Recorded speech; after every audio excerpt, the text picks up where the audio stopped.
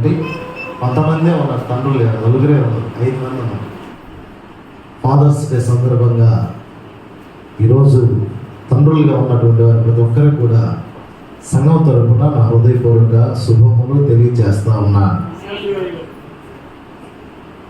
Same to అంట జన్మదిన mind చెడిపోయింది అందరూ గురించి. హల్లెలూయా హల్లెలూయా. ఈరోజు ఫాదర్స్ డే, తండ్రుల దినోత్సవం. దానికి ముందుగా చిన్న సాక్ష్యం చెప్పి ప్రారంభిస్తాను. 16వ తేదీ ఉదయం నేను తమకు చిన్న ఆంధ్రాకి వెళ్తా ఉన్నాం.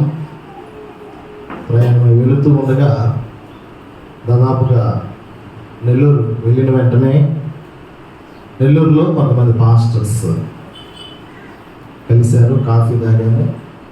అప్పటికే సమయం అయిపోతూ ఉన్నది. వెంటనే బయలుదేరి కంటిన్యూగా తమ్ముడే డ్రైవింగ్ చేస్తూ ఉన్నాడు.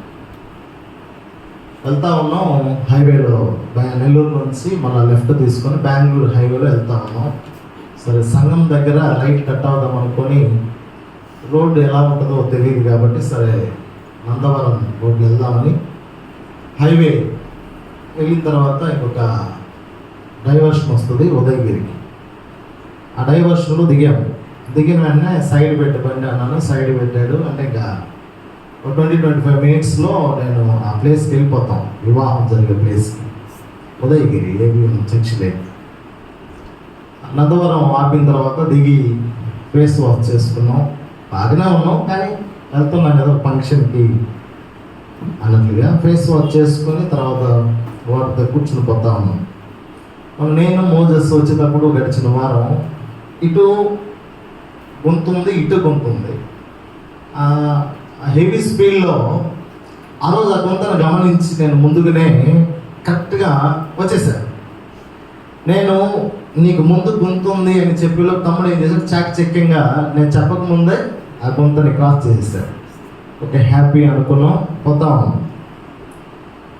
ఒక 5 నిమిషాల్లో ఆ పెళ్ళి ఇంటికి వెళ్ళిపోతాం అనుకోనంగా నందిపాటికి ముందు రెడ్ల దిన్నె ఒక ఊరు ఉంది.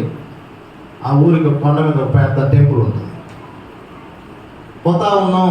దాదాపుగా 100-120లో సింగిల్ రోడ్లో పోతా ఉన్నాం. తెలియకుండా పెద్ద గొంతు ఉన్నట్లుగా తమ్ముడి యొక్క కళ్ళకి అక్కడ గొంతే లేదు. ఆ స్పీడ్లో వెంటనే లెఫ్ట్ తీసుకుని వెంటనే బండి అప్సెట్ అయిపోయి నేను సీట్ బెల్ట్, ఎవరైనా సీట్ బెల్ట్, ఇద్దరం సీట్ బెల్ట్ పెట్టుకోవాలి.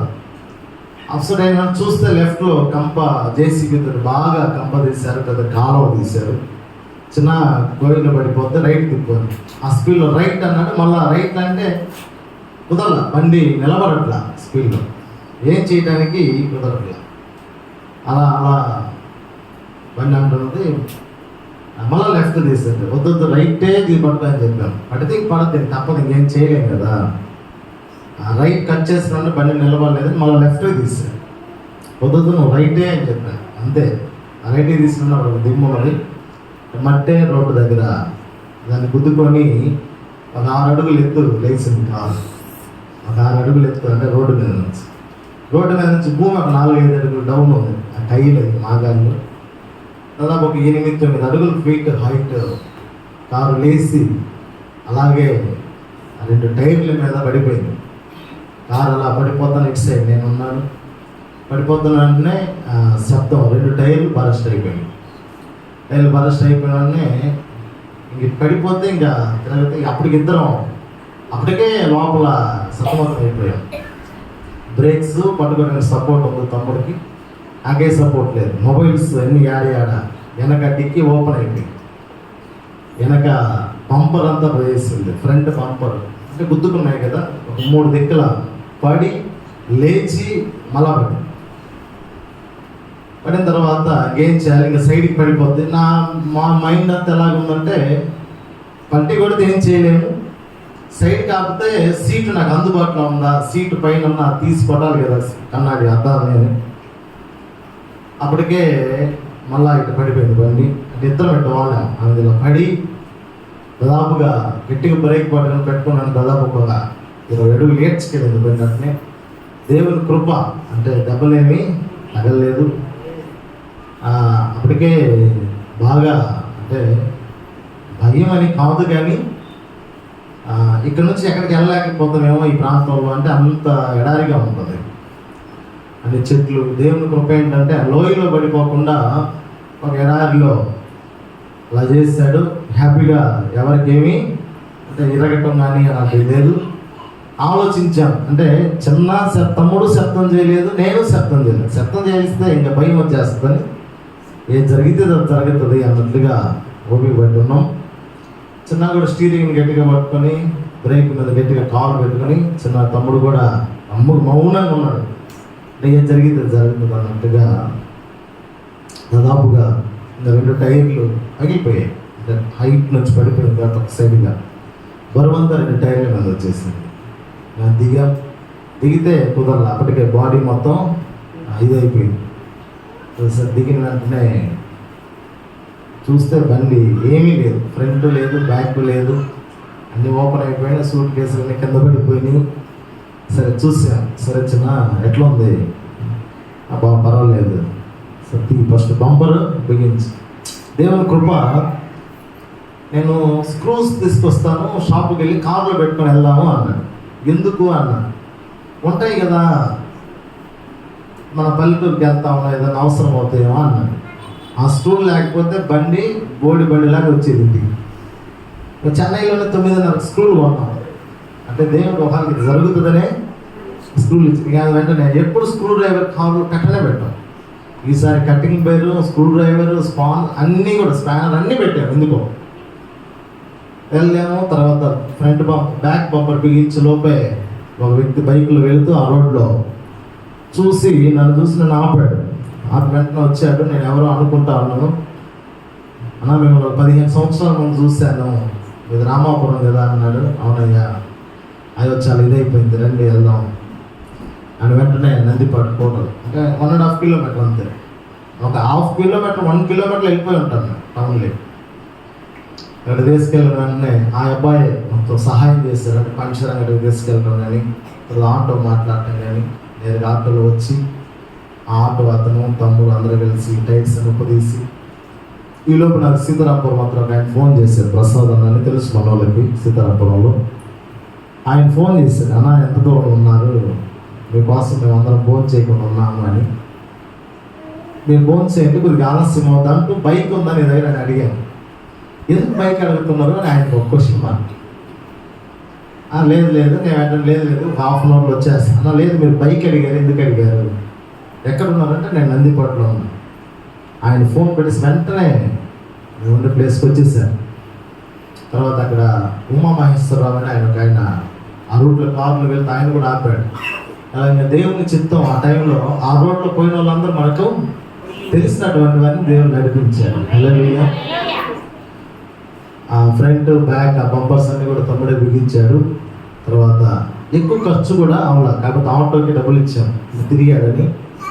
ఆ పంచరంగ అతను కూడా, సార్ డబ్బులు ఏమొద్దు సార్ అన్నాడు. లేదు పర్వాలేదు తీసుకుని, అసలు ఏమీ తీసుకులేదు, నాకు 30 రూపాయలు మాత్రం ఇవ్వండి సార్ చాలు అన్నాడు.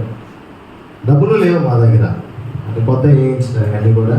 సో దేవుని మహాకృపను బట్టి క్షేమంగా ఆ ప్రాంతానికి వెళ్ళాం. ఏ అర్థం కూడా పగిలిపోలే. తర్వాత బ్యాక్ డోర్ మొత్తం లోపలికి పోయింది, కింద వైపు. ఫ్రంట్ బ్యాక్ బంపర్స్ మాత్రం పోయినాయి. ఫ్రంట్లో హెడ్ ల్యాంప్ మాత్రం కొంచెం డ్యామేజ్ అయింది. కింద ఫాగ్ లైట్ పూర్తిగా పోయేసింది. ఇది అద్దాలు ఏది పగిలిన్నా మేము చెన్నైకి లేట్ అయింది. కానీ ఇంటికి వెళ్ళిన తర్వాత ఉదయం ఎవరికి చెప్పలే ఈ విషయం. మళ్ళా రోజు మ్యారేజ్, ఆ మ్యారేజ్లో ఎవరికి చెప్పలే, ఎందుకంటే భయపడతారు కదా. అదే రోజు ఆలస్యం చేసింది. ఆ రోజు ఆ జ్ఞాపకం ఆదరణ కూడికి పోయించినప్పుడు మాట్లాడితే నేను చెప్పలా. ఆ టైంలో అయింది, ఇంటికి వెళ్ళాము, కూర్చొని ఉన్నాం. ఫోన్ వచ్చింది. ఆల్రెడీ నాకు ముందు చేసినప్పుడు యాక్సిడెంట్ అయ్యి అక్కడ ఉన్నాం, వస్తూ ఉండింది ఫోన్. నేను అనుకున్నాను ప్రార్థన చేసిందేమో, ఏమన్నా తెలిసి ఉంటుంది, ఫోన్ చేస్తూ ఉంది. సరే ఆ టైంలో మనం చెప్పామంటే భయపడుతుంది, ఇంక అందరికీ తెలిసిపోతుంది అని ఎవరికి చెప్పకుండా ఫోన్ అటెండ్ చేయలేను. 2 సార్లు ఫోన్ వచ్చింది. మనం సాయంత్రం సరే హాస్పిటల్కి వెళ్దాం, మామూలు వెళ్దాం రాత్రికి అని సిద్ధపాటు అవుతామని ఫోన్ చేశారు సాయంత్రం. ఇంకా ఆ విషయాలు ఏవి కూడా చూపించుకోకుండా నార్మల్గా ఎలా జరిగింది ఆరాధన ఈ విషయాలు మొత్తం మాట్లాడాం.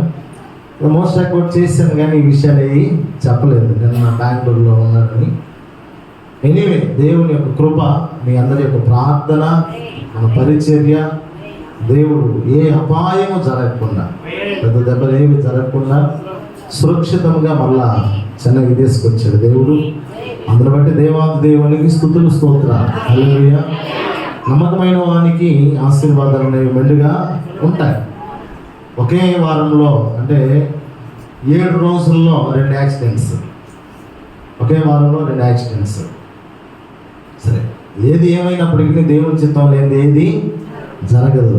ఎందుకంటే యెహోవా ఇచ్చాను, యెహోవా తీసుకున్నాను అంతే. మనం ఏమి చేసినా, మనకు ఒక వాహనం ఇచ్చాడంటే దేవుడు ఇచ్చాడు, అది పోయిందంటే దేవుని చిత్తం లేదు అనుకోవటమే.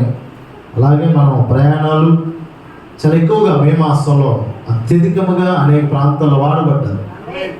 అనేక వందలు కాదు వేల మందికి దేవుని యొక్క సువార్తను ప్రకటించారు. ఖచ్చితంగా ఆ వేల మందిలో ఖచ్చితంగా కొంతమంది సేవకులైనా కూడా, మన ఏ ప్రాంతమైనా కూడా ఈ మధ్య సంఘాలు పెట్టి ఈ మధ్య ఇంత విరివిగా వాడబడుతున్నారే అనేటటువంటి కనుదృష్టి, కంటి చూపులు, సైతం యొక్క సోదాలు, సైతం యొక్క ఇవన్నీ కూడా ఉంటాయి. నేను అనుకుంటాను కల్లడి పట్టాలం, కన్నడి పడకూడదు అంటారు కదా, కల్లడి పట్టాలం.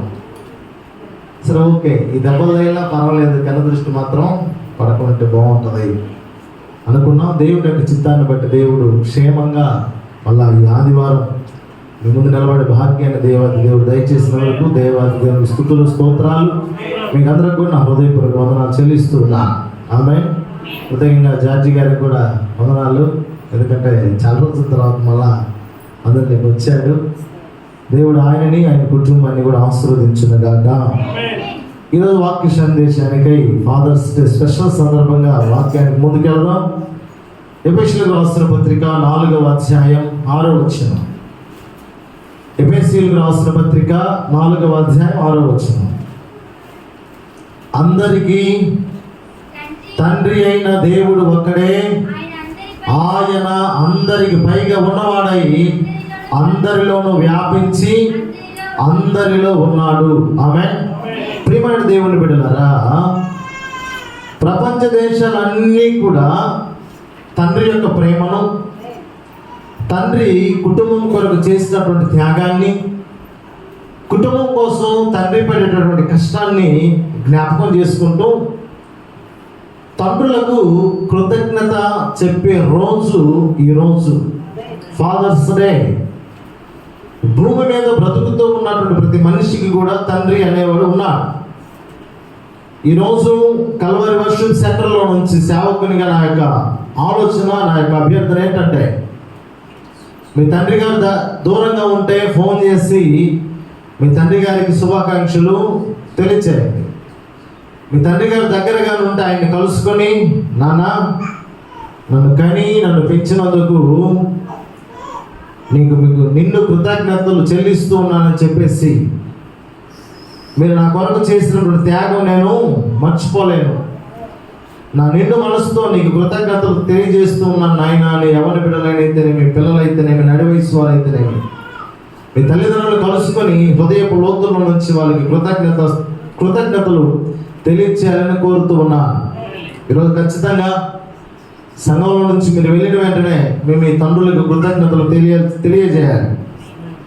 దేవుడు అవకాశం ఇచ్చి ఒకవేళ మిమ్మల్ని ఆశీర్వదించినట్లయితే ఖచ్చితంగా మీ తండ్రి గారికి ఒక చిన్న గిఫ్ట్ కూడా ఇస్తే వారు పెంచినటువంటి పెంపకాన్ని జ్ఞాపకం చేసుకుంటూ, నానా నీ రుణం నేను తీర్చుకోలేను, నువ్వు పెంచేటప్పుడు నా కొరకు నువ్వు చేసినటువంటి త్యాగాన్ని నేను మర్చిపోలేను, కాబట్టి నా శక్తి కొలది ఇదిగో నేను ఒక చిన్న బహుమానాన్ని నీకు తీసిస్తూ ఉన్నానని నువ్వు ఇవ్వగలిగితే తండ్రి గారు చాలా సంతోషపడతారు. నా ఎక్స్పీరియన్స్ నేను ఒక మాట చెప్తాను. బిడ్డలకి తండ్రి ఏదైనా వస్తువు తెచ్చాడనుకోండి,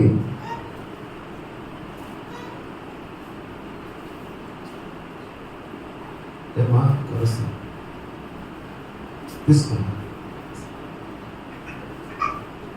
తండ్రి బిడ్డలకి ఏదైనా ఒక వస్తువు తెస్తే, ఒక గిఫ్ట్ తెచ్చినా లేదు, ఏది తెచ్చినా కూడా బిడ్డ చేతికి ఇచ్చిన వెంటనే తండ్రి నవ్వుతాడు, బిడ్డ నవ్వుతాడు, ఇద్దరు సంతోషపడతారు. బాగా గమనించాలి. బిడ్డ సంతోషపడతాడు, తండ్రి సంతోషపడతాడు. ఎవరు గిఫ్ట్ తెస్తే? తండ్రి గిఫ్ట్ తెస్తే. తండ్రి గిఫ్ట్ తెచ్చి బిడ్డకి ఇచ్చినప్పుడు సంతోషంగా నవ్వుకుంటూ దగ్గరికి తీసుకున్న గిఫ్ట్ని ఇస్తారు. అది ఇచ్చిన వెంటనే వాళ్ళ సంతోషం ఎలా ఉంటుందంటే అసలు మితిలేని సంతోషం ఆ బిడ్డలో ఉంటుంది. ఆ సంతోషాన్ని చూసి తండ్రికి సంతోషం, బిడ్డకి సంతోషం, ఇద్దరు కూడా నవ్వుకుంటూ ఉంటారు.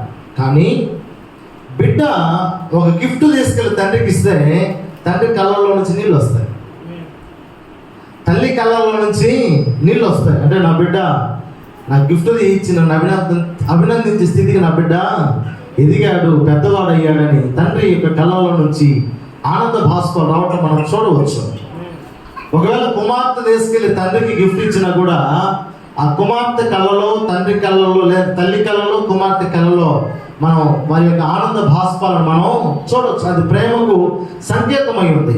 కాబట్టి అలాంటి జ్ఞాపకాలను, మధురమైన జ్ఞాపకాలను దేవుడు మన సంఘంలో ఉన్న ప్రతి బిడ్డకి దేవుడు దయచేయను గాక. ఆమేన్. ఇప్పుడు ఈరోజు మనం జరుపుకుంటున్న ఫాదర్స్ డే ఎప్పుడు, ఎలా ప్రారంభమైంది? ఈరోజు మనం ఫాదర్స్ డే జరుపుకుంటూ ఉన్నాం. ఈ ఫాదర్స్ డే అనేది ఎక్కడ ప్రారంభమైంది మనకు తెలియాలి, ఎలా ప్రారంభమైంది కూడా మనకు తెలియాలి. అమెరికా దేశంలో 1910వ సంవత్సరం జూన్ 19వ తేదీ అనగా 3వ ఆదివారం ఈ ఫాదర్స్ డేను ఒక చర్చిలో ప్రారంభించారు.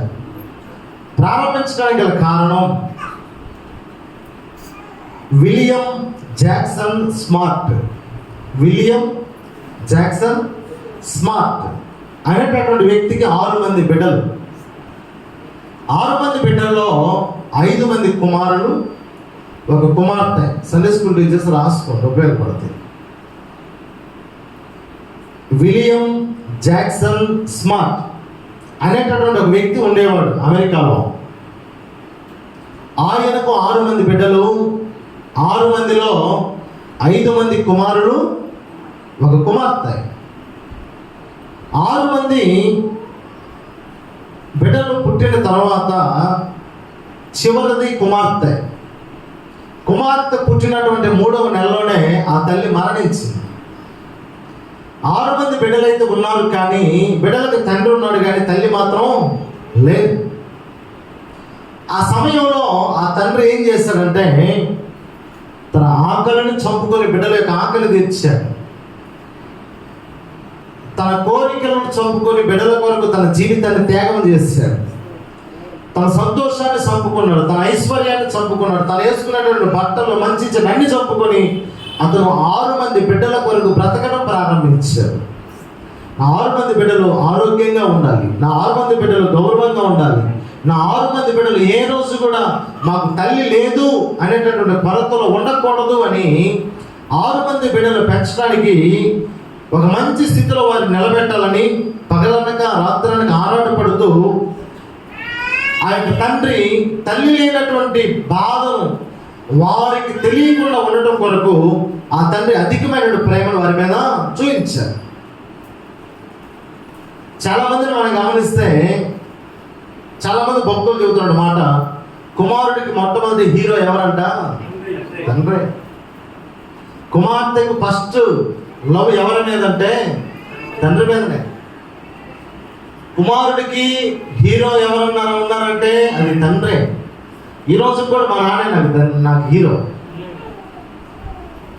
భారతదేశంలో నేను ఎవరి మాట వినినా వినకపోయినా మా డాడీ మాట వింటాను నేను. అంటే వాళ్ళు మన కొరకు చేసిన త్యాగాన్ని జ్ఞాపకం చేసుకున్నప్పుడు వారిని మించిన వారి ఈ భూ ప్రపంచంలో మనకి ఎవరు కూడా మన కళ్ళ ముందు కనపడరు.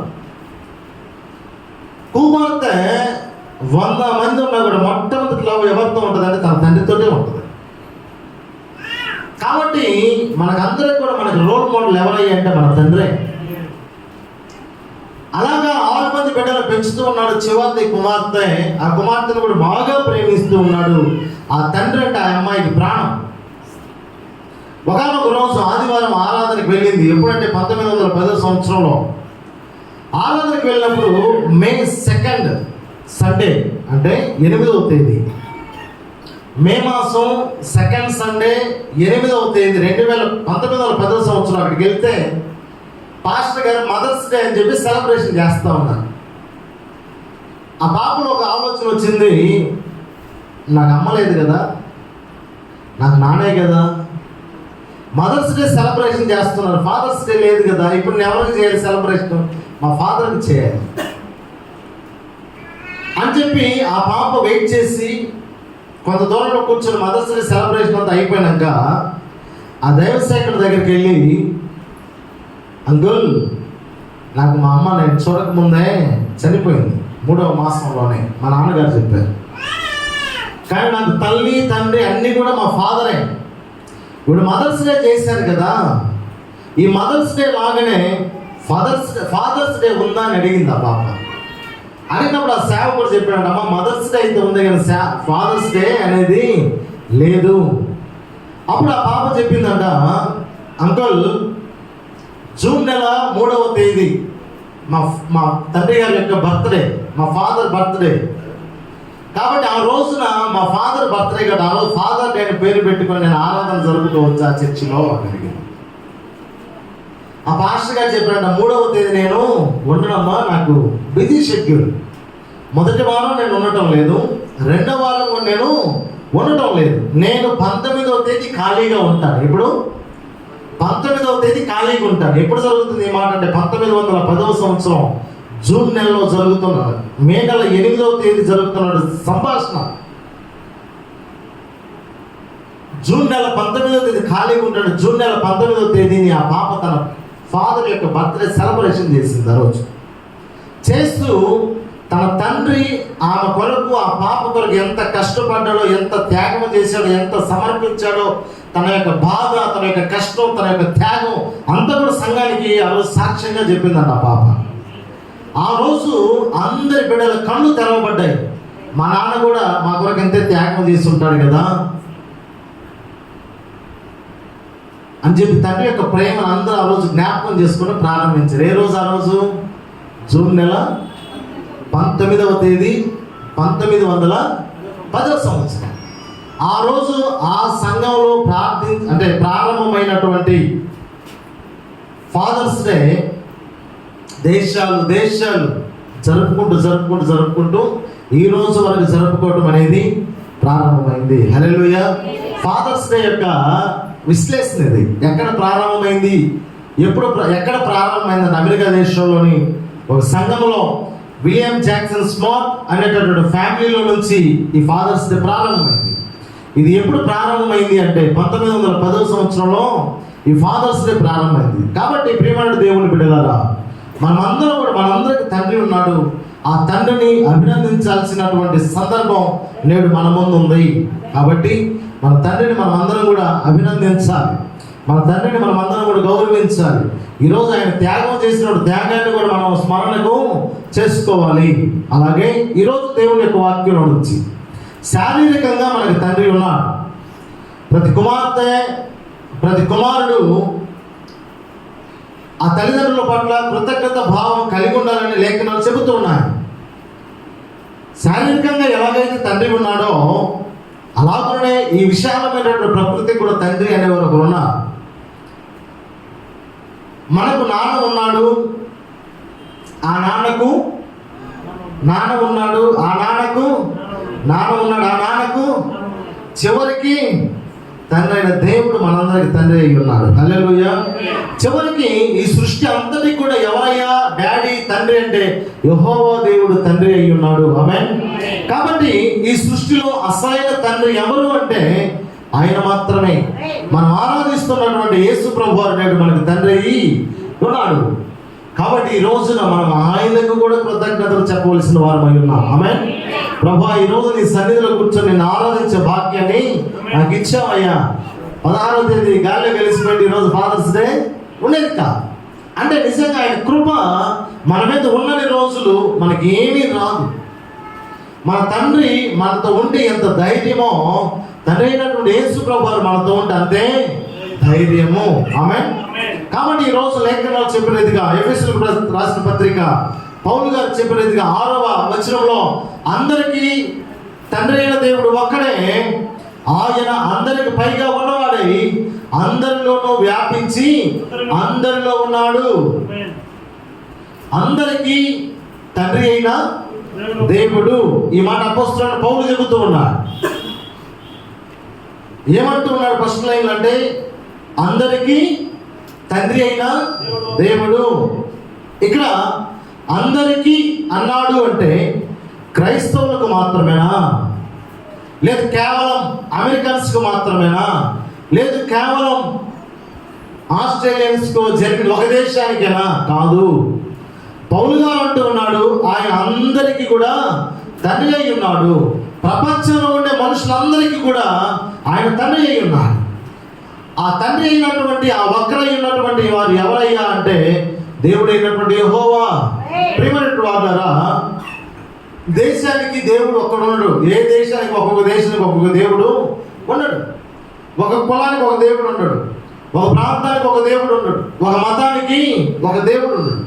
ఈ విశ్వమంతా ఒక కుటుంబం అయితే ఈ విశ్వం మొత్తానికి ఒకరే తండ్రి, ఆయనే తండ్రి అయినటువంటి దేవుడు. ఆమేన్. ఎప్పుడు తండ్రి అనే మాట లేకంటే నాన్న అనేటటువంటి మాట ఒక అద్భుతమైనటువంటి మాటగా ఉంది. తండ్రి అనేటటువంటి మాట కానీ, నాన్న అనేటటువంటి మాట కానీ, లేదు డాడీ అనేటటువంటి మాట కానీ, ఫాదర్ అనేటటువంటి మాట కానీ, ఇవన్నీ కూడా చాలా అద్భుతమైనటువంటి మాట. ఈ మాటలు పొందుపరుచుకున్నారు. ఎలాగూ అంటే ఈరోజు గ్లోరీని అమ్మ అనగలం, దివ్యాని అమ్మ అని పిలవగలం, లేదు ఇక్కడ కూర్చున్న ఆలిసమ్మ గారిని అమ్మ అని, ఇక్కడ ఉన్నటువంటి వారిని, ఇక్కడ ఉన్న మనం అందరం అమ్మ అని పిలవగలం. పిలవగలమా? పిలవలేమా? పిలవగలం. ఇప్పుడు దారిని ఎవరో పోతూ ఉన్నారు, మనం దిగాం. అమ్మా ఎక్కడికి వెళ్తున్నావు? అమ్మా బాగున్నావా? అమ్మా ఎప్పుడు వచ్చావు అనగలం. మనకు తెలియని వారైనా కూడా అమ్మ అని సంబోధించగలం, కానీ డాడీ అని సంబోధించగలమా? డాడీ అని నాన్నని పిలవగలమా? డాడీ అని పిలుస్తామా? అంత ప్రత్యేకమైనది తండ్రి అనేటటువంటి పదం. హల్లెలూయా. అమ్మ అని ప్రతి ఒక్కరిని సంబోధించగలము, కానీ తండ్రి అని మనం అందరినీ సంబోధించలేము. నిన్ను కన్నటువంటి తండ్రిని నువ్వు అనగలవు, తర్వాత తండ్రి అయిన దేవుడిని మాత్రమే తండ్రి అని నువ్వు పిలవగలవు. అలాంటి స్పెషల్ తండ్రికి దేవుడు ఇచ్చినటువంటి గొప్ప విలువ. ఆమేన్. కాబట్టి మనం అందరం కూడా తల్లిదండ్రులను గౌరవించవలసినటువంటి వారం అయి ఉన్నాం. ఇప్పుడు తల్లి గొప్పదా తండ్రి గొప్పవాడా అని అక్కడ అడిగితే, ఇప్పుడు ఎవరైనా మన దగ్గరకు వచ్చి నీకు ఎడమ కన్ను గొప్పదా లేదు కుడి కన్ను గొప్పదా అంటే రెండూ గొప్పవే. ఎందుకంటే దేని పని దాన్ని చేస్తూ ఉంటారు. నీకు ఏం చేయి గొప్పదంటే రెండు చేతులు గొప్పవే. ఎందుకంటే ఇది చేసే పని ఇది, ఇది చేసే పని ఇది చేస్తూ ఉంటాం. అలాగే తల్లి పని తల్లిది, తండ్రి పని తనది. అంటే ఎవరి పనిలో వారిద్దరు కూడా మనకు గొప్పవారై ఉన్నారు. ఆమేన్. ఈ మధ్య తనిఖీలో బాగా నేను ఒక ఆయన అన్నాడు, ఎందుకో ఇంట్లో కూడా డాడీ వెనకబడిపోతా ఉన్నాడా, ప్రతి దాంట్లో క్రెడిట్ అమ్మకే అయినా సంతోషిస్తూ ఉంటాడు, పొగిడేది అమ్మతోనే అయినా సంతోషిస్తూ ఉంటాడు. ఇంటిలో ఉన్నప్పుడు 10 సార్లు బిడ్డలు నోరు తెరిస్తే అమ్మానే అంటారు తప్ప డాడీ అని అనరు. అయినా తండ్రి స్వార్థం లేకుండా వాళ్ళ అమ్మనే కదా ప్రేమిస్తున్నారు, వాళ్ళ అమ్మతోనే కదా మాట్లాడుతున్నారు, వాళ్ళ అమ్మతోనే కదా ఉంటా ఉన్నారని తండ్రి ఒక అడుగు వెనకే ఉంటాడంట. అయినా కూడా బాధపడని వాడు తండ్రి అయి ఉన్నాడు. హల్లెలూయా. తండ్రి యొక్క గొప్పతనం. కానీ ప్రపంచానికి మొట్టమొదటి ఎవరయ్యా చూపించిందంటే నీ తండ్రి భుజాల మీద నేను ఎక్కించుకొని తండ్రి నీకు ఈ లోకాన్ని చూపించాడు. ఆమేన్. హల్లెలూయా. హల్లెలూయా. కాబట్టి తండ్రి కంటే ఒక ప్రత్యేకమైనటువంటి దినం ఈ రోజు. కాబట్టి ఆయన మన కొరకు చేసిన త్యాగాన్ని స్మరణ చేసుకోవాల్సిన వారమై ఉన్నాం. అలాగే కుటుంబం అంతటికి ఒకే తండ్రి ఎలాగైతే ఉన్నాడో ఈ విశ్వం అంతటికి కూడా ఒకే తండ్రి ఉన్నాడు. ఈ ప్రపంచం ఒక కుటుంబం అయితే ఆ కుటుంబానికి 100 మంది తండ్రులు అనేవారు ఉండరు. ఎంతమంది తండ్రులు ఉంటారు? ఒక్కరే ఉంటారు. ఈరోజు ప్రపంచమంతా ఒక కుటుంబం అనుకున్నప్పుడు మనం ఎలాగైతే అవతల వ్యక్తిని డాడీ అని పిలవలేమో, మన ఇంటికి మనకు ఒకటే తండ్రిగా ఉన్నట్లుగా ఈ ప్రపంచం అందరికి ఒకే తండ్రి ఉన్నాడు. ఆయనే తండ్రి అయిన దేవుడు అయి ఉన్నాడు. దేశానికి ఒక దేవుడు, కులానికి ఒక దేవుడు, మతానికి ఒక దేవుడు, ప్రాంతానికి ఒక దేవుడు, రాష్ట్రానికి ఒక దేవుడు, ఏరియాకి ఒక దేవుడు ఉండడు. ప్రపంచానికైనా విశ్వం అంతటికైనా ఒక్కడే దేవుడు. తండ్రి అయినటువంటి వారు ఒక్కరే ఎలాగైతే ఉన్నారో దేవుడు కూడా ఒక్కరే ఉన్నారు. ప్రియమైన దేవుని బిడ్డలారా, జగమనేటటువంటి ఈ సృష్టిలో ఒక దేవుడు ఉన్నాడు. ఆ దేవుడే సర్వ సృష్టిని కూడా సృష్టించి ఉన్నాడు. కాబట్టి భారతీయ హైందవుల్ని కలుగు చేసిన దేవుడు వేరు కాదు, లేదు క్రైస్తవులను కలుగు చేసిన దేవుడు వేరు కాదు, లేదు ముస్లింలను కలుగు చేసిన దేవుడు వేరు కాదు. ఒకవేళ వాళ్ళది అరబ్ దేశం అయితే కావచ్చు, వీరిది ఇస్రాయేల్ దేశం అయితే కావచ్చు, వీరిది భారతదేశం అయితే కావచ్చు, కానీ ముగ్గురు 3 దేశాలలో పుట్టినప్పటికీ కూడా వీరందరినీ పుట్టించినటువంటి వాడు మాత్రం ఒకడై ఉన్నాడు. ఆమేన్. ఏ జాతి వాడైనా, ఏ కులపు వాడైనా, ఏ ప్రాంతపు వాడైనా, ఎలాంటి మనిషి, నల్లవాడైనా తెల్లవాడైనా, ఎలాంటి వాడైనా కూడా పుట్టించిన ఆయన మాత్రం ఒక్కడై ఉన్నాడు. ఆమేన్. ఎలా చెప్పగలం ఈ మాట అంటే, నిమ్మ చెట్టు తీసుకెళ్ళి అమెరికాలో నాటారు. ఇండియాలో మన కాంపౌండ్లో ఒక నిమ్మ చెట్టు ఉంది. ఈ నిమ్మ చెట్టు కాయ ఎలాగుంటుంది? లెమన్ ఎలాగుంటుంది? కాయ రుచి ఎలాగుంటుంది? ఎలా? పుల్లగా ఉంటుంది. అమెరికాలో ఉండే లెమన్ దానికి అర్థం ఏంటి? ఒక్కడే సృష్టించింది. అమెరికా వాడు తెల్లంగా ఉన్నా, మనం నల్లంగా ఉన్నా, వాడిని కోసినా వచ్చేది పాలు కాదు, రక్తమే. మనల్ని కోసినా వచ్చేది రక్తమే. కారణం వీటన్నిటికి సృష్టికర్త ఒక్కడే. నిమ్మ చెట్టు వచ్చిందంటే, నువ్వు ప్రపంచంలో ఎక్కడన్నా పుల్లంగా ఉందంటే అది పులుపు అనే ఇతరుల నుంచి వచ్చిన చెట్టు కాబట్టి నువ్వు 1000 చెట్లు లాంటి అది పుల్లగానే ఉంటుంది.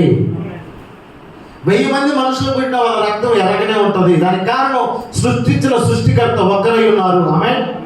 ఒక్కరుగా అందరం కూడా అందరిని కోసిన రక్తం రావడానికి కారణం ఏంటంటే మనందరిని సృష్టించిన ఆయనే. ఈ కులాలు, ఈ మతాలు, ఈ ప్రాంతాలు, ఈ దేశాలు, ఈ రాష్ట్రాలు అన్నింటినీ పెట్టుకున్నవన్నీ కూడా మనుషులే.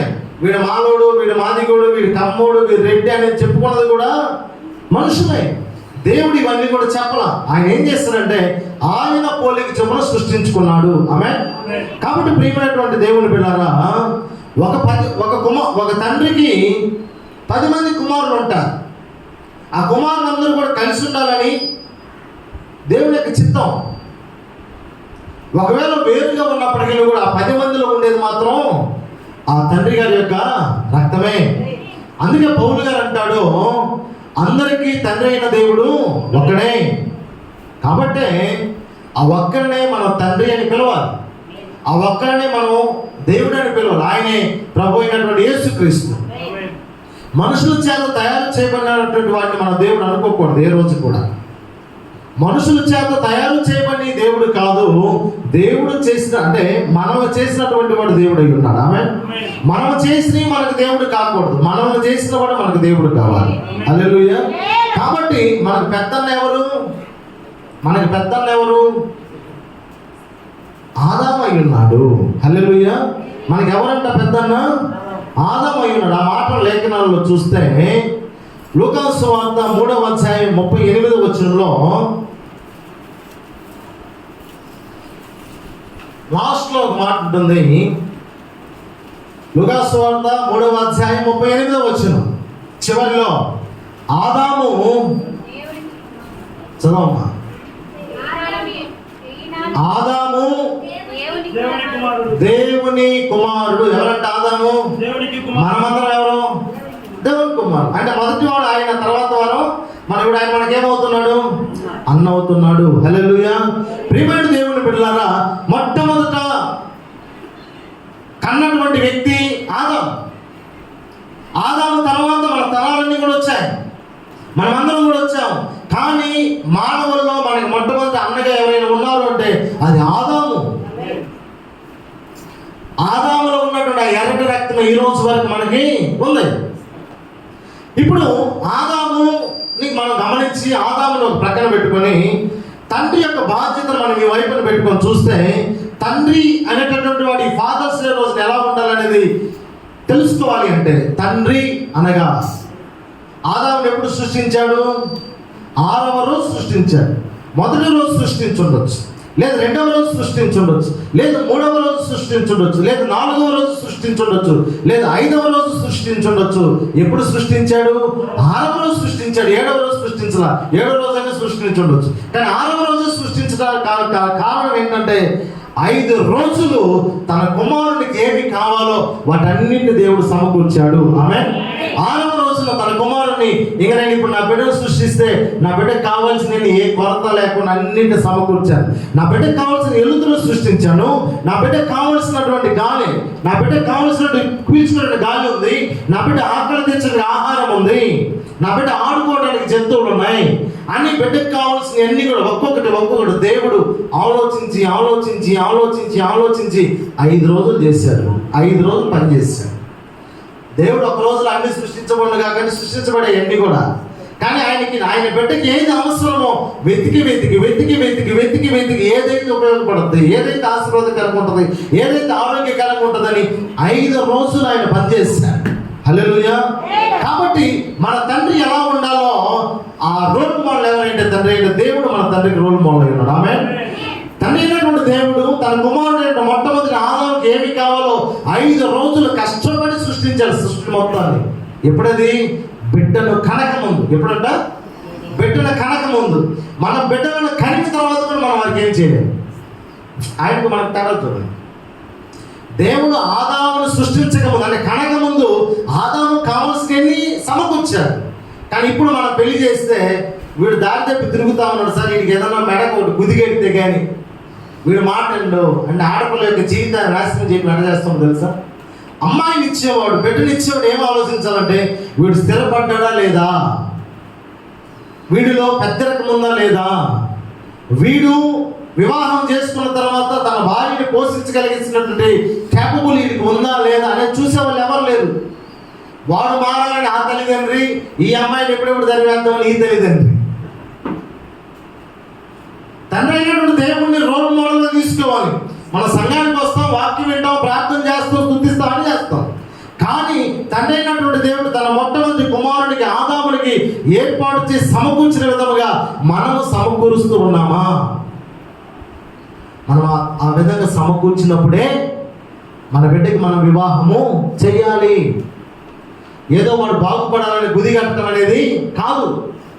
బైబిల్లో ఒక మాట ఉంటుంది, నువ్వు ఇంకా సంపాదించలేదు పిల్లలను తొందర చేయకూడదు. ఎవరు సంపాదించాలి?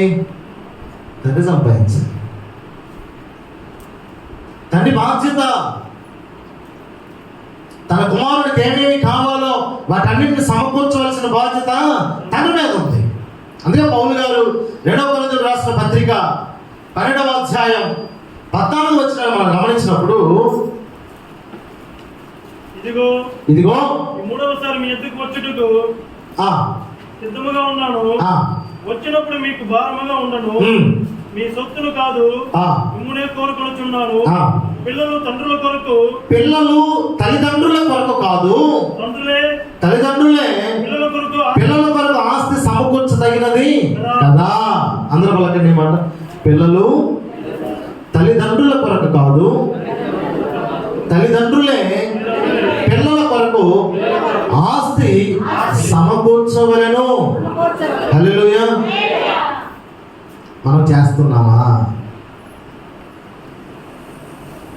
తండ్రి అనగా, ఫాదర్ అనగా తండ్రిలో ఉండవలసిన మొట్టమొదటి స్వభావం. తండ్రి అనగా ప్రొవైడర్, అంటే సమకూర్చువాడు. తండ్రిలో ఉండాల్సిన మొట్టమొదటి లక్షణం తండ్రి ఎలాగా ఉండాలా? బిడ్డల కొరకు సమకూర్చేవాడిగా ఉండాలి. దేవుడు తన బిడ్డలకు ఒక మంచి భవిష్యత్తు కలిగేటట్లుగా, తండ్రి వాళ్ళకు ఒక మంచి చదువు చెప్పించే విధముగా, లేదు వాళ్ళకి ఒక మంచి భవిష్యత్తు ఇచ్చే విధముగా, లేదు వాళ్ళకి ఒక మంచి ఉద్యోగాన్ని ఇచ్చే విధముగా, లేదు వాళ్ళకి ఒక మంచి ఆహారం పెట్టాలి, ఒక మంచి వాతావరణంలో పెంచేవాడిగా తండ్రి ఉండాలి. చాలామంది మా నాయన నాకేమి ఇవ్వలేదు, నేను నా బిడ్డకి నేనేమి ఇచ్చాను, మా నాయన ఇస్తే నేను ఇంటికి ఇవ్వడానికి అంటారు. అట్టడ్డోడు కడుపును పుట్టడం వృధా. గాలికి తిరిగి కూడా ఈ మాటలు ఉంటాడు. మా నాన్న నాకేమి ఇవ్వలేదు కదా, నా బిడ్డలకు నేనేమి ఇచ్చాను అనేవాడు ఎవరయ్యా అంటే గాలికి తిరిగేవాడు. జ్ఞానం కలిగి బిడ్డల మీద అక్కర కలిగి, మనం టైం పాస్కి బిడ్డలు కనం. ఎందుకంటాం? వారసత్వం నిలబడటానికి అంటాం, మన సంతత నిలబడటానికి కంటాం, రేపు మనల్ని వారు పోషించాలని కంటాం, రేపు వారిని మనల్ని వారు పోషించాలి అనుకునే ముందుగా మనం వారిని పోషించే వరముగా ఉండాలి. ఆమేన్. సంతతి అనేది అందుకంటాడు, పిల్లలు తల్లిదండ్రుల కొరకు కాదు, తల్లిదండ్రులే పిల్లల కొరకు ఆస్తి సమకూర్చవలను. ఆమేన్. కాబట్టి ప్రియమైన దేవుడి సంగమా, తండ్రి అయినటువంటి దేవుడు సమస్త మానవాళిని సృష్టించారు. సృష్టించబడిన వాడిలో మొదటి వాడు ఆదాము అయి ఉన్నాడు. ఆ ఆదాము దేవుని కుమారుడై ఉన్నాడు. కాబట్టి ఆయన మనందరికంటే మొదటి వాడు అయి ఉన్నాడు.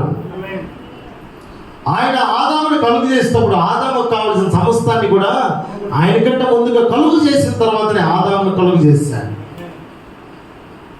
దేవుని యొక్క ఉద్దేశం ఏంటంటే 5 రోజులు అన్నిటి తయారు చేయడానికి కారణం ఏంటంటే దాంట్లో ఉన్నటువంటి సంభావన మనము కూడా మన బిడ్డల కొరకు 5 దినములు కష్టపడి వారికి సమస్తాన్ని సమకూర్చవలసిన వారమై ఉన్నాము. ఆమేన్. పరలోకపు తండ్రి దగ్గర నుంచి భూలోకపు తండ్రి నేర్చుకోవాల్సిన గొప్ప పాఠం ఇది. దేవుడు ఆకాశాన్ని భూమిని నేలను వేరు చేశాడు, ఆకాశాన్ని భూమిని వేరు చేసి, ఇది మాత్రం చదువుతాం. కానీ అందులో నేర్చుకోవాల్సిన పాఠం, పరలోకపు తండ్రి దగ్గర నుంచి భూలోకపు తండ్రి నేర్చుకోవాల్సిన పాఠం ఏంటంటే, పరలోకపు తండ్రి మానవుని సృష్టించినప్పుడు మానవునికి కావాల్సిన సమస్తాన్ని సమకూర్చిన తర్వాత ఆదామును సృష్టించాడు.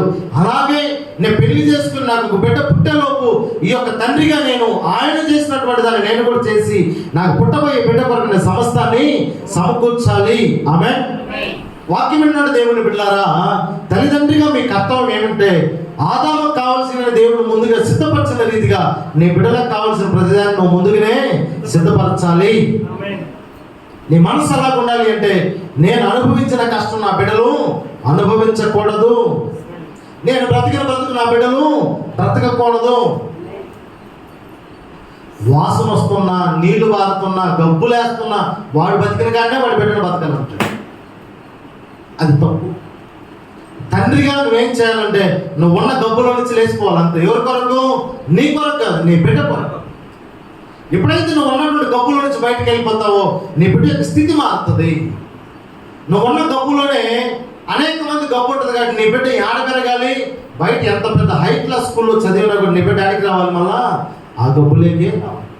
కాబట్టి ప్రతి తండ్రి ఆలోచించాల్సిన విషయం ఏంటంటే, నేను బ్రతికిన బ్రతుకే నా బిడ్డ బ్రతకకూడదు, నేను అనుభవించిన కష్టమే నా బిడ్డ అనుభవించకూడదు, నేను పొందిన అవమానాలే నా బిడ్డ పొందకూడదు అనే బిడ్డల కొరకు ఒక త్యాగం చేసేటటువంటి తండ్రిగా, దివారాత్రులు కష్టపడేటటువంటి ఒక తండ్రిగా తండ్రి ఉండాలి. ఆమేన్. ఆ తండ్రి మాత్రమే తన బిడ్డలకు సమస్తాన్ని సమకూర్చగలడు. తండ్రి బాధ్యత లేనివాడు ఎవరన్నా అంటే 10,000 సంపాదించి 7,000 రూపాయలు తాగుబోతుకు తాగి 3,000 రూపాయలు సోకులు ఖర్చుకుని పెట్టుకునేవాడు బిడ్డల కొరకు ఏమీ సమకూర్చలేడు. హల్లెలూయా, హల్లెలూయా, హల్లెలూయా. ఎవరయ్యా అంటాడంటే కుటుంబాన్ని అప్పుల పాలు చేసేవాడు అంటారు. ఎవరు? బాధ్యత లేనివాడు, సమకూర్చలేని తండ్రి కుటుంబాన్ని ఏం చేస్తాడు? అప్పుల పాలు చేస్తాడు. ఒకటి, చారత్వపు కార్యక్రమాలకు వెళ్ళిపోయాడా ఖచ్చితంగా అప్పుల పాలు అవుతాడు. వ్యభిచార కార్యక్రమానికి వెళ్ళిపోయాడా ఖచ్చితంగా అప్పుల పాలు అవుతాడు. కష్టపడడానికి చేత కాకుండా ఊరు కూర్చొని తింటా ఉన్నాడా ఖచ్చితంగా అప్పుల పాలు అవుతాడు.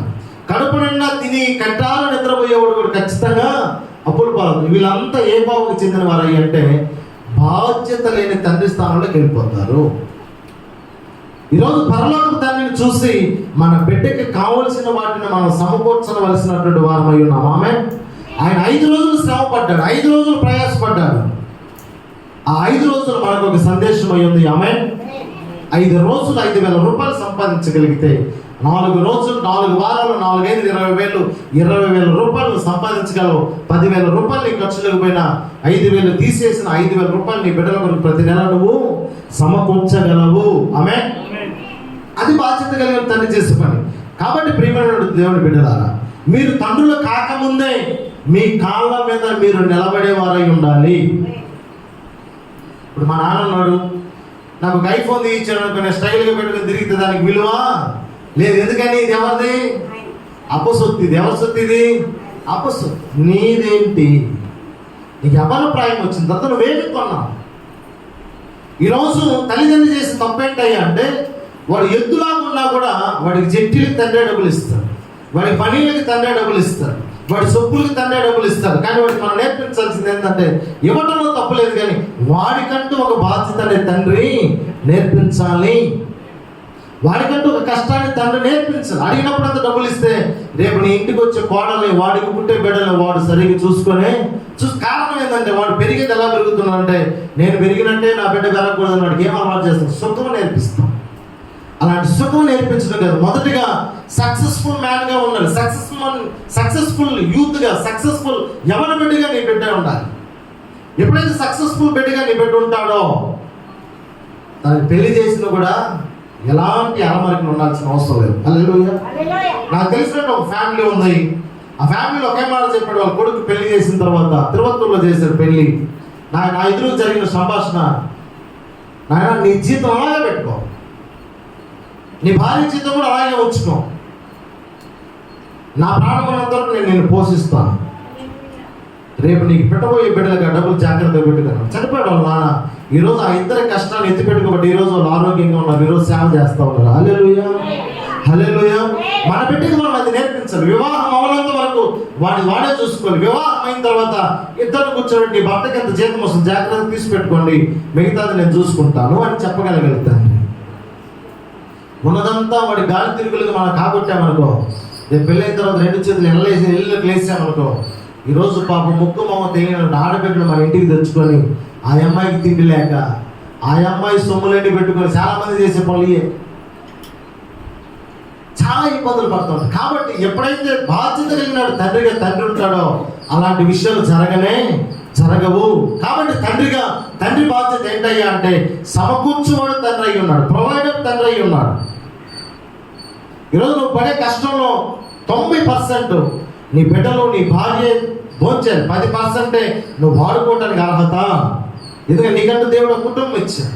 ఆ కుటుంబంలో నీ గర్భం వచ్చేసిన బిడ్డలకి నువ్వు స్వాస్థ్యం ఇవ్వాలి. బైబిల్ చెబుతుంది అది. సొలొమోను చెప్తారు, సామెతల పుస్తకం 18వ అధ్యాయం 14వ వచనంలో సొలొమోను అంటాడు,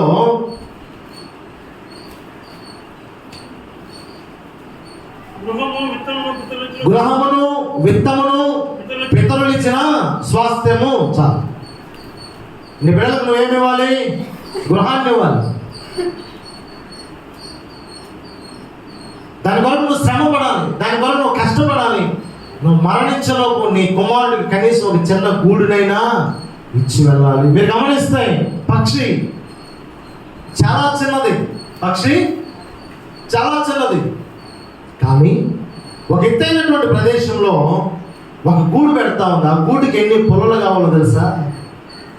ఆ పుల్లల్ని ఎన్ని దిక్కలు ఏరుతుందో, అది ఎక్కడెక్కడ తెస్తుందో అన్ని పుల్లలు ఏరడానికి దాని నోరు ఏమైపోతుందో, అయినను తన బిడ్డలు తన గుడ్లు కింద పడిపోయి పగిలిపోకుండా, తన గుడ్లు వేరేది వచ్చి తీసుకొని వెళ్లకుండా ఆ యొక్క దాని గూటిని ఎంత సక్సెస్ఫుల్గా అల్లుతుందో తెలుసా? అంత సక్సెస్ఫుల్గా అల్లద్ది. పెనుగాలి వచ్చినా కూడా ఆ గూడు ఏమీ కాదు. మిషన్లో కూడా మనం అల్లలేము, ఆ పిచ్చుక అల్లినట్టుగా మనం అల్లలేము. అంత చక్కగా అల్లుతుంది. కారణం పిచ్చుక కొరకు, దేని కొరకు? తన పిల్లల కొరకు. లేదా పెద్ద మాన్ ఉంది అనుకోండి, ఆ మాన్ని మనం కొయ్యాలి, ఒక 4 గంటల సేపు రెక్కలు ముక్కలు అయ్యేలాగా. కానీ ఆ యొక్క చిన్న పిట్ట పొడిసి దాన్ని రంధ్రం చేసి తన బిడ్డలు దాంట్లో జాగ్రత్తగా పెట్టద్దు. ఆమె దేని కొరకు? తన బిడ్డల కొరకు. అది తల్లిదండ్రి యొక్క బాధ్యత. గృహమును విత్తమును పితరులు ఇచ్చు స్వాస్థ్యము. ఆమె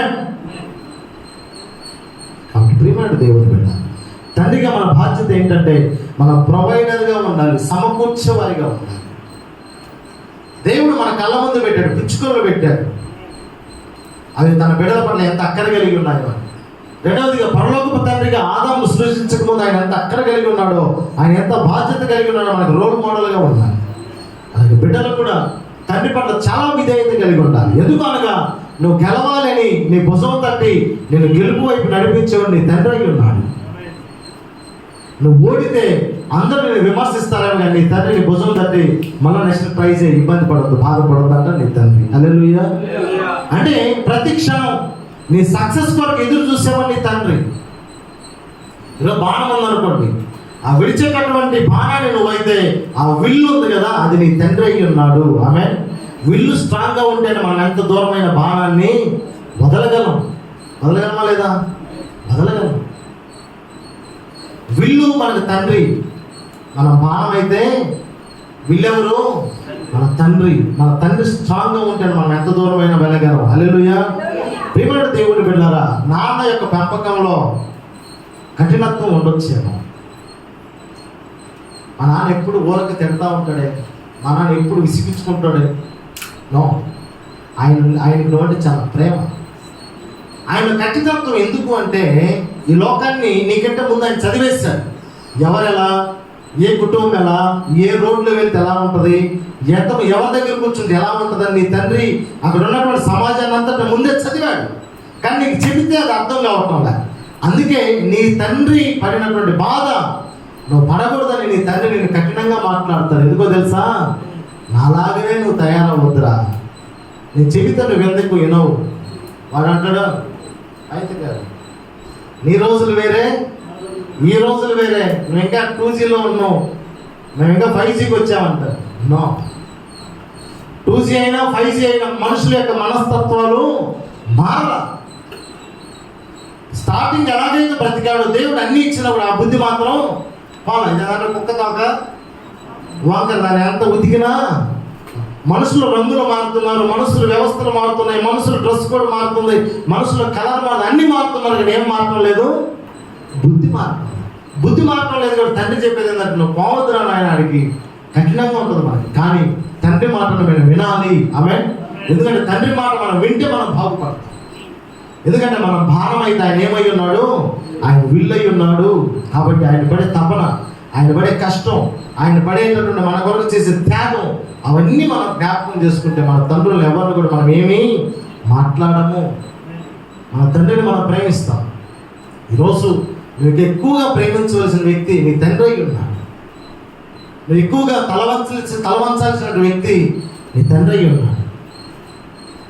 పోలీస్ యూనిఫామ్ వేసుకొని వచ్చాడు కూడా వాచ్మెన్ వాడిని చూస్తే భయపడతాం, తండ్రిని చూస్తే భయపడతాం. కాకిపెట్టలకు భయపడతాం కానీ తండ్రికి భయపడడం. కన్నది ఈయన, పెంచింది ఈయన, అన్నం పెట్టింది ఈయన, జొల్లు తుడిసింది ఈయన. అంతే కదా, నా బిడ్డ కింద నడిస్తే ఏమైపోద్దని. అసలు చిన్న వయసులో బిడ్డలకి, ఈరోజు మన బిడ్డలు మనం ఎలా చూసుకుంటున్నామో అంతకంటే గొప్పగా చూసుకున్నాం మన తండ్రులు మనల్ని. ఆమె నేను 10th క్లాస్ ఎగ్జామ్కి పోయాను. 2 ఎగ్జామ్ రాసి వచ్చారు. ఇంకెన్ని ఉంటాయి? 4 ఉంటాయి. మొత్తం 6 ఎగ్జామ్ ఊర్లో. ఇంకా 4 ఎగ్జామ్, 2 ఎగ్జామ్ రాసి నేను పెద్ద హీరో లాగా ఒక చెట్టు నరకుతా ఉన్నా. కాలు అట్నే కొమ్మ నరికి అట్నే ఆ గొడ్డలు చట్ట కాలు పడింది. 5 కుట్లు పడ్డాయి. మరుసటి రోజు ఎగ్జామ్. ఏం చేయాలి? దాదాపుగా ఉదయగిరి డిపో, అంటే ఆ సర్కిల్ ఉంటుంది, డిపో కాదు ముందు పక్క సర్కిల్ ఉంటుంది, సర్కిల్. హై స్కూల్ ఏమో కొండ మీద ఆ కార్నర్లో ఉంటుంది. దాదాపు 2.5 కిలోమీటర్ ఉంటుంది. నాకేం కాలు దెబ్బ. ఆటోలు తిరిగి వసతి లేదు, అప్పుడు అంత ఆటోలు కూడా లేవు. అప్పుడు ట్రిపుల్ బస్సులు ఉంటాయి అన్నమాట. మేము రామాపురంలోకి ఉదయగిరి ఆ బస్ స్టాండ్లో దిగిన తర్వాత మా నాన్న మీద నేను చెయ్యి వేసుకుంటే మా నాన్న నాతోటి అడుగు వేసుకుంటూ 2.5 కిలోమీటర్ నడిచాడు. నేను ఎగ్జామ్ రాసేంత వరకు ఆ సెంటర్, ఆ స్కూల్ బయట ఏదో టీఎం ఎదకన్నా ఏడవ దగ్గర ఎండలో చెట్టు కింద కూర్చొని, నాకు ఎగ్జామ్ అయిపోయిన తర్వాత మళ్ళా వచ్చి లోపల నుంచి బయటికి తీసుకొచ్చి, మళ్ళా బస్ స్టాండ్కి తీసుకొచ్చి, మళ్ళీ ఊర్లో తిప్పుకొని మళ్ళా నడిపించుకుని వెళ్ళాడు 4 ఎగ్జామ్స్. ఎవరైనా చేయగలరా మన కొరకు అంత త్యాగం? ఒకరోజు అంటే మనల్ని కన్న తండ్రి కాబట్టి బాధ్యత ఏంటంటే, నా కుమారుడు 10th క్లాస్ ఎగ్జామ్ రాసి పాస్ అయితే ప్రయోజకుడు అవుతాడు నాకు నమ్మకం. ఆ అక్కర అనేది ప్రతి తల్లిదండ్రికి రావాలి. ఆ ప్రేమ అనేది ప్రతి తల్లిదండ్రికి రావాలి. అందరికి ఉంటుంది తల్లిదండ్రులకు ప్రేమ. ఆ ప్రేమను మనం పెరిగేకుంది, అది ఇప్పటికి మర్చిపోకూడదు. మన కొరకు మన తండ్రి చేసిన త్యాగం వలనే ఈరోజు మనం ఆరోగ్యంగా ఉన్నాం, ఈరోజు మనం ఆశీర్వాదకరంగా ఉన్నాము. కాబట్టి ప్రియమైన దేవుని బిడ్డలారా, మీరు ఇంటికి వెళ్ళిన వెంటనే మీరు చేయవలసిన పని ఏంటంటే, దూరంగా మీ ఫాదర్ ఉంటే ఫోన్ చేసి ఆయన మెసేజ్ చెప్పాలి. దగ్గరుంటే వెళ్ళి ఆశీర్వాదం తీసుకోండి. దేవుడు ఆశీర్వదించుంటే ఒక చిన్న గిఫ్ట్ తీసుకెళ్ళి ఆయనకి ఇవ్వండి. ఈరోజు ఆయనలో ఉన్నటువంటి సంతోషం మరలా ఫాదర్స్ డే దాకా ఈ సంతోషం అలాగే ఉంటుంది. హల్లెలూయా. ప్రతి జూన్ నెల 19వ తేదీన ఉదయాన్నే లేచిన అంటే నీకు జన్మనిచ్చిన తండ్రి ముఖం చూడు. అలాగే మే నెల 8వ తేదీన నీకు జన్మనిచ్చిన నీ తల్లి ముఖం చూడు. ఉదయాన్నే వెళ్ళు, అదే ఆశీర్వాదాలు తీసుకో. తండ్రి తర్వాత ఈ సృష్టిలో నీకు ఎవరైనా గొప్పవారు ఉన్నారు అంటే నీకు జన్మనిచ్చిన తల్లి తండ్రి. వారు లేకపోతే ఈ భూమి మీద మనం లేము. ప్రియమైన దేవుని సంగమం, మీకందరూ కూడా మరొకసారి ఈ యొక్క ఫాదర్స్ డే రోజున శుభాకాంక్షలు తెలియజేస్తూ వాక్యాన్ని ముగిస్తూ ఉన్నాను. దేవుడు మిమ్మల్ని మీ కుటుంబాన్ని ఆశీర్వదించును గాక. ఆమేన్. ఒక ప్రత్యేక